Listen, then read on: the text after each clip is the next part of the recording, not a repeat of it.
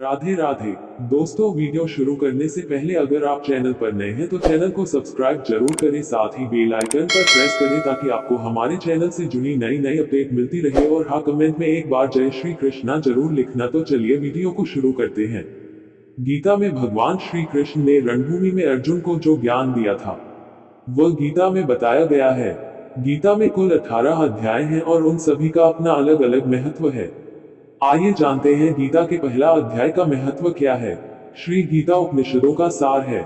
महाभारत युद्ध के समय रणभूमि में भगवान श्री कृष्ण ने अर्जुन को जो ज्ञान दिया था वह गीता में बताया गया है। गीता में ऐसी बहुत सी बातें हैं जो मनुष्य को जीवन की कई कठिनाइयों को आसान बनाती है। इतना ही नहीं, गीता पढ़ने पर मनुष्य को बहुत सी नई जानकारियां भी मिलती है। साथ ही हर अध्याय के नियमित पाठ का अपना लाभ और महत्व है। भगवान शिव ने देवी पार्वती को गीता के पहले अध्याय के पाठ का महत्व जो बताया है वही यहाँ आपके लिए प्रस्तुत है। लेकिन गीता के पहले अध्याय के महत्व को जानने से पहले जान लीजिए श्रीमद्भगवद गीता के प्रथम अध्याय की खास बातें। गीता के पहले अध्याय का नाम अर्जुन विषाद योग है।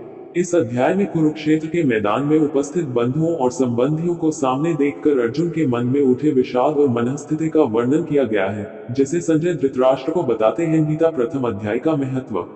एक समय पार्वती जी ने पूछा है, महादेव जी, किस ज्ञान के बल पर संसार के सब लोग आपको शिव कहकर पूछते हैं? मृगछाला ओढ़े और अपने सभी अंगों में शमशान की विभूति लगाएं, गले में सर्प और नर मुंडों की माला पहने हुए हो, इनमें तो कोई भी पवित्र नहीं, फिर आप किस ज्ञान से पवित्र माने जाते हैं? तब महादेव ने उत्तर दिया कि हे प्रिय, सुनो, मैं गीता ज्ञान को अपने हृदय में धारण करने से पवित्र माना जाता हूँ। इस ज्ञान से मुझे बाहर के कर्म नहीं व्यापते।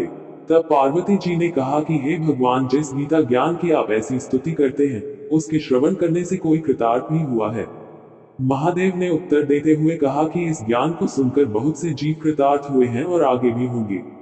मैं तुम्हें एक पुरातन कथा कहता हूँ, तुम सुनो। एक समय पाताल लोक में शेषनाग की शैया पर श्री नारायण जी नैन मूंद कर आनंद में मग्न थे।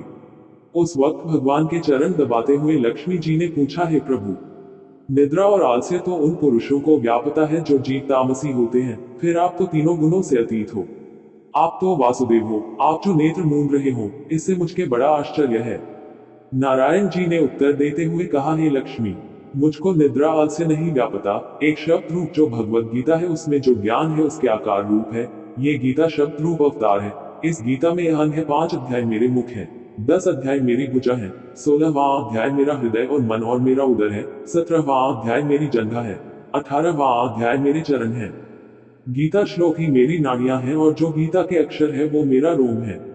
ऐसा मेरा शब्द रूपी जो गीता ज्ञान है उसी के अर्थ में हृदय में विचार करता हूँ और बहुत आनंद प्राप्त होते हूँ। लक्ष्मी जी बोली, हे श्री नारायण जी, जब श्री गीता जी का इतना ज्ञान है तो उसको सुनकर कोई जीव कृतार्थ भी हुआ है? सो मुझसे कहो। तब श्री नारायण ने कहा, हे लक्ष्मी, गीता ज्ञान को सुनकर बहुत से जीव कृतार्थ हुए हैं, सो तुम श्रवण करो। एक व्यक्ति था जो चांडालों के कर्म करता था और तेल नमक का व्यापार करता था। उसने एक बकरी पाली। एक दिन वह बकरी चराने के लिए वन में गया और वृक्ष से पत्ते तोड़ने लगा। वहां उसे एक सांप से डंस लिया, जिससे वह तुरंत मर गया। मरने के बाद उसने बहुत से नरक भोगे और फिर उसका जन्म बैल के रूप में हुआ। उस बैल को एक भिक्षुक ने मोल लिया। वह भिक्षुक उस पर चढ़कर सारे दिन मांगता फिरे। जो कुछ भिक्षा मांग कर लाता वह उसे अपने परिवार के साथ मिलकर खाता और वो बैल सारी रात द्वार पर खड़ा रहता। उसके खाने पीने का भी कोई ख्याल नहीं करता था और सुबह होते ही बैल पर चढ़कर फिर मांगने निकल जाता। जब बहुत दिन हो गए तो वह बैल भूख से गिर गया, लेकिन उसके प्राण नहीं निकले। नगर के लोगों ने देखा और उस बैल को कोई तीर्थ का फल दे तो कोई व्रत का फल दे, तब भी उस बैल के प्राण नहीं छूटे। एक दिन गणिका आए। उसने लोगों से पूछा, ये कैसी भीड़ है? तो उन्होंने कहा कि इसके प्राण नहीं निकलते, अनेक पुण्यों का फल दे रहे हैं तो भी इसकी मुक्ति नहीं होती। तब गणिका ने कहा कि मैंने जो कर्म किया है उसका फल मैंने इस बैल को दिया है। इतना कहते ही बैल की मुक्ति हो गई। तब बैल ने एक ब्राह्मण के घर जन्म लिया। पिता ने उसका नाम सुशर्मा रखा। उसके पिता ने उसे पढ़ाया लिखाया। उसको अपने पिछले जन्म की सुध थी। उसने एक दिन मन में विचार किया, जिस गणिका ने मुझे बैल की योनि से छुड़ाया था उसका दर्शन करूं। विप्र चलते चलते गणिका के घर गया और कहा, आप मुझे पहचानती हैं? गणिका ने कहा, मैं नहीं जानती, तुम कौन हो? तब उसने कहा कि मैं वही बैल हूँ जिसको आपने अपने पुण्य दिए थे। तब मैं बैल की योनि से छूटा था, अब मैं विप्र के घर जन्म हूँ, आप अपना पुण्य बताएं। गणिका ने कहा कि मैंने अपने जाने पुण्य नहीं किया, परंतु मेरे घर एक तोता है, वह रोज सवेरे कुछ पढ़ता है, मैं उसका वाक्य सुनती हूँ, उस पुण्य का फल मैंने तुम्हें दे दिया। तब विप्र ने तोते से पूछा कि तू सवेरे क्या पढ़ता है। तोते ने कहा, मैं पिछले जन्म में विप्र का पुत्र था, मेरे पिता ने मुझे गीता के पहले अध्याय का पाठ सुनाया करते थे। एक दिन मैंने गुरु से कहा कि मुझको आपने क्या पढ़ाया है। तब गुरुजी ने मुझे शाप दिया कि तू तोता बन जा। इसके बाद से मैं तोता बन गया। एक दिन बहेलिया मुझे पकड़ ले आया और एक विप्र ने मुझे मोल ले लिया। वह विप्र भी अपने पुत्र को गीता का पाठ सिखाता था। तब मैंने भी ये पाठ सीख लिया। उसी दिन विप्र के घर में चोर घुस गए। उन्हें धन तो प्राप्त नहीं हुआ, लेकिन वह मेरा पिंजरा उठा ले आए। उनकी यह गणिका मित्र थी, वह मुझे उसके पास ले आए। सो मैं नित्य प्रातः गीता जी के पहले अध्याय का पाठ करत हूँ, जिसे ये गणिका सुनती है, पर इस गणिका को समझ में नहीं आती।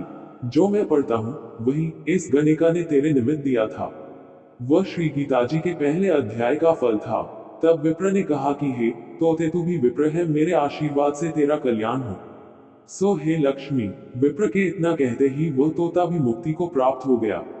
तब गणिका ने बुरे कर्म छोड़ भले कर्म ग्रहण किए और नित्य स्नान करके श्री गीता जी के प्रथम अध्याय का पाठ करना शुरू कर दिया, जिससे उसकी भी मुक्ति हो गई।